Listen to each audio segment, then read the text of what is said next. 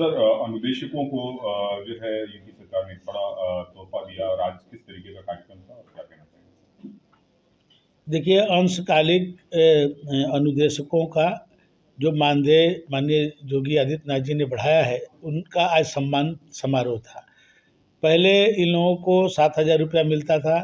योगी जी ने 7,000 से 9,000 किया और 9,000 से 17,000 रुपया सभी अनुदेशकों के मानदेय उन्होंने तय किया और आज उसी के सम्मान का कार्यक्रम था। पूरे जनपद भर के जो भी अनुदेशक थे उनको एक सिंबॉलिक हम लोगों ने चेक प्रदान किया, उनका सम्मान किया। और अब तक का मैं जब से उन्होंने नियुक्ति हुई है उनको तिगुना उनका जो है मानदेय मैंने योगी आदित्यनाथ जी ने किया। आज अपने संबोधन में कहा कि आगे भी हम आप लोग के इस सम्मान को आगे और भी बढ़ाएंगे और हम जितना करें वो आप लोग के लिए कम होगा। प्राथमिक शिक्षा व्यवस्था में किस तरह की बदलाव हुई है, जैसे जीवनाधार हो, चाहे शिक्षा हो, चाहे पठन पाठन, चाहे बच्चों का एडमिशन, किस तरह की? देखिए, हर क्षेत्र में जो है बदलाव आया है। आज जो है बेसिक शिक्षा में स्मार्ट क्लास जो है शुरू हो रहा है। वहाँ पर बच्चों को बैठने के लिए बढ़िया बेंच की व्यवस्था हो रही है। कायाकल्प जो है विद्यालयों को ठीक किया जा रहा है। और अभी आज ही माननीय योगी जी ने कहा कि जहाँ पर शिक्षकों की कमी है उनकी भर्ती भी हम एक मुश्त निकालेंगे और उसको भी हम पूरा करेंगे। तो हर क्वालिटी पर ध्यान दिया जा रहा है कि क्वालिटी एजुकेशन हो। केवल पढ़ने के लिए लोग ना आए पढ़ें, तो उनमें उन गुणवत्ता का भी ध्यान रखा जाए। सर मौसम कहीं ना कहीं एक तरीके से करवट बदल रहा है, वापस गर्मी की शुरुआत हो रही है और ये देखा गया है कि कई बार एसी बसेस में जो स्लीपर बसेस होती हैं उनमें आग लगने की घटनाएं कई बार सामने आ चुकी हैं। तो अब आपके विभाग की तरफ से उत्तर प्रदेश में क्या कोई स्पेशल चेकिंग या कोई निर्देश दिए गए हैं ऐसे बसेस को? देखिए, अभी जो ही अब देखें दुर्घटनाएं हुई, अभी माननीय योगी आदित्यनाथ जी ने सभी जनपदों में जो हमारे प्रभारी मंत्रियों को भेज करके उनके जो भी मृतक थे, जो आंधी तूफान से जो क्षति हुई थी, उनके घरों तक जो है 4 लाख रुपया तुरंत जो है और किसान निधि का भी उन्होंने जिलाधिकारी के माध्यम से रिकमेंडेशन करा करके उनको देने का काम किया। जहाँ तक आप कह रहे हैं कि बसों का, तो हम लोगों की जो बसें हैं अब जो है नई फ्लीट हो गई है। हमारे उत्तर प्रदेश के परिवहन निगम की जो हमारी फ्लीट है हिंदुस्तान की सबसे यंग फ्लीट है। 5 बरस 3 महीना औसत आयु है हमारे बसों को। ये पहली बार हुआ है कि आज महाराष्ट्र को भी पीछे करके आज जो है उत्तर प्रदेश नंबर 1 है पूरे देश में। और मेरे पास इस समय 15,800 बसें हैं और अभी मैंने 1,700 बसें आइसर का लिया हूँ और आइसर में हमारी 500 बसें ऐसी हैं जो एयर कंडीशन बसें हैं हमारी और बहुत ही अच्छी बसें हैं, नई बसें हैं। केवल हमारी जो जनरत है वो थोड़ी पुरानी है, कम पैसे पर उसको चलाते हैं, इसलिए अभी उसको हम चालू रखे हैं। उसका भी विकल्प हम अभी लाने वाले हैं, उनकी भी नई बसें हम लाएंगे। और हम लोग कोई भी वर्कशॉप में बिना गाड़ी के सर्विस करके जब तक उसका ओके नहीं हो जाता है तब तक उनको सड़क पर नहीं लाते। 19 हम अपने डिपो को प्राइवेट पार्टनर के साथ भी रखे हैं। बलिया का भी हमारा डिपो जो है आज प्राइवेट पार्टी उसको देखती है। यदि कोई गड़बड़ी होती है तो उनसे उसमें उनको पेनाल्टी लगती है, उनके पैसे में से उसको कटौती की जाती है और उनको हम लोग निर्देश देते हैं कि भविष्य में उसको सुधार करें।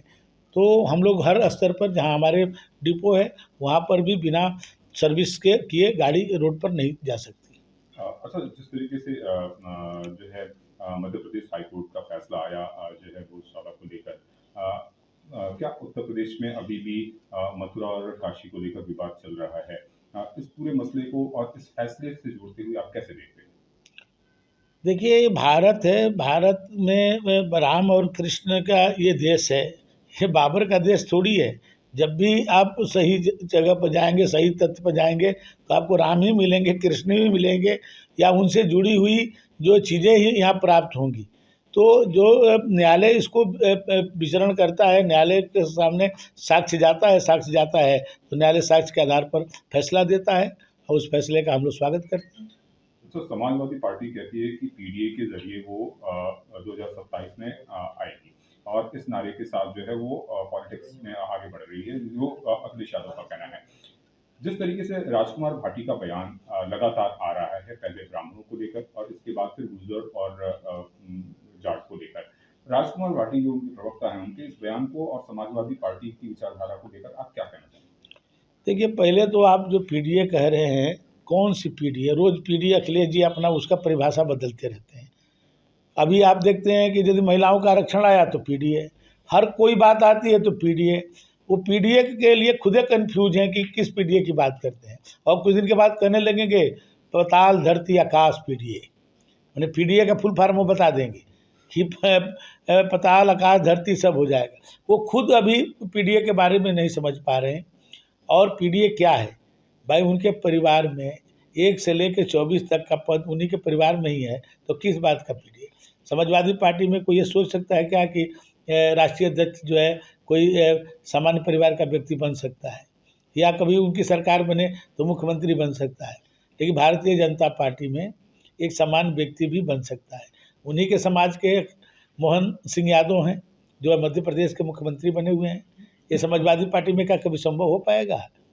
या भारतीय जनता पार्टी में मोदी जी हों चाहे जोगी जी हों, उनके पिताजी का नाम कोई थोड़ी जानता था। वो अपने काम के बल पर वहाँ तक वो पहुँचे हुए हैं। हर समाज के व्यक्ति आज भारतीय जनता पार्टी में काम करता है। ये समाजवादी पार्टी में नहीं हो सकता है, क्योंकि वो पारिवारिक पार्टियाँ हैं। वो अपने परिवार में ही उनका नेतृत्व है, और आने वाली पीढ़ी भी उसी में से नेतृत्व उनको निकलेगा। कहीं समाज के हर वर्ग की कोई चिंता है तो भारतीय जनता पार्टी में है, और इसी पार्टी में हर समाज के नेता भी हैं।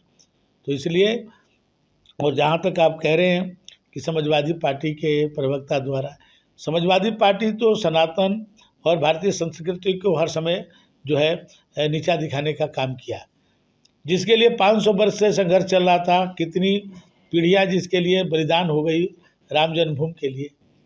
क्या समाजवादी पार्टी के लोग गए वहाँ दर्शन करने के लिए? कई पीढ़ियाँ जिसके लिए बीत गई 500 वर्षों से, कई लाखों लोग जिसके लिए बलिदान हो गए। भारत के मान सम्मान और स्वाभिमान से वो अपने आप को दूर रखते हैं। तो यदि उसी में इस तरह के बयानबाजी करके अपनी राजनीति वो लोग करते हैं।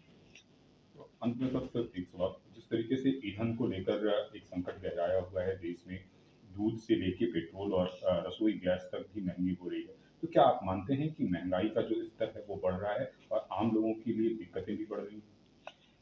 देखिए, जो पूरे विश्वव्यापी जो समस्या आई है उससे भारत भी अछूता नहीं है। आज पूरे दुनिया में जिस तरह से पेट्रोल, डीजल और सीएनजी के लेकर के स्थिति है, उससे पूरी दुनिया अवगत है, भारत भी अवगत है। माननीय प्रधानमंत्री जी ने आह्वान किया है कि हम लोग अपनी आवश्यकताओं को थोड़ा सीमित करें। जहाँ पर हम लोग 4-4, 6-6 गाड़ी लेके चलते थे, वहाँ उस गाड़ी की जो है फ्लीट को कम करें। बूंद बूंद से तालाब भरता है। तो यदि हम सभी लोग, पूरे देशवासी थोड़ा थोड़ा अपनी आवश्यकताओं को कम करेंगे तो देश की स्थिति मजबूत हो जाएगी। हम दूसरे पर निर्भर होना बंद हो जाएंगे। अपने ही देश में लाल बहादुर शास्त्री जैसे प्रधानमंत्री थे, जिन्होंने आह्वान किया जब उस समय अन्न संकट आया था। उन्होंने कहा कि एक दिन का भोजन हम नहीं करेंगे, लेकिन हम विदेशी ताकत के सामने हम जो है वहाँ से अन्न आप नहीं मंगाएंगे। आप देखिए, अपने देशवासियों ने उसको स्वीकार किया और सप्ताह में एक दिन जो है शुक्रवार के दिन लोगों ने भोजन बंद कर दिया, तो पूरे देश में अन्न का भंडार भर गया। उसी तरह से मोदी जी ने आह्वान किया है। मोदी जी जो आह्वान करते हैं, देश की जनता उसको स्वीकार करती है। और इसमें भी आप देखेंगे कि लोग अपने फ्लीट को कम कर दिए, अपनी आवश्यकताओं को कम कर दिए।